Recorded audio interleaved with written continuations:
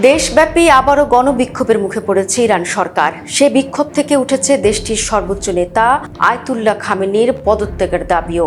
স্থানীয় প্রশাসন পরিস্থিতি মোকাবেলার চেষ্টা করলেও এড়ানো যাচ্ছে না প্রাণহানি। প্রতিদিনই অসংখ্য লাশের খবর পাওয়া যাচ্ছে। পাশাপাশি ইসরায়েল ও যুক্তরাষ্ট্রের সঙ্গেও সম্ভাব্য সংঘাতের আশঙ্কা বাড়ছে তেহরানের।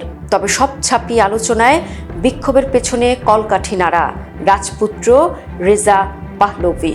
ইরান সরকার পতনের ডাক দেওয়া কে এই স্বঘোষিত রাজপুত্র রেজা পাহলভি?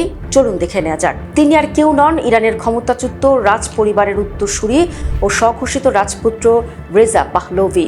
ইরানের যে কোনো আন্দোলন হলেই পেছন থেকে ইন্ধন দেন রেজা পাহলভি। এবারও তাই হয়েছে। সুদূর আমেরিকায় বসে ইরানের এই আন্দোলনকে আরও তীব্র করার আহ্বান জানিয়েছেন রেজা পাহলভি। 1979 সালের ইসলামী বিপ্লবে ইরানের শাহ মোহাম্মদ রেজা পাহলভির 40 বছরের শাসনের পতন ঘটে। তখন তার বড় ছেলে রেজা পাহলভির বয়স ছিল মাত্র 16 বছর। তেল সমৃদ্ধ হাজার বছরের পুরনো সেই সাম্রাজ্যের উত্তরাধিকারী হিসেবে তিনি ছিলেন প্রথম সারিতে। নিজের জন্মগত অধিকার হারানোর প্রায় অর্ধ শতাব্দীর পর 65 বছর বয়সে এসে পাহলভির অপেক্ষার প্রহর হয়তো শেষ হতে চলেছে।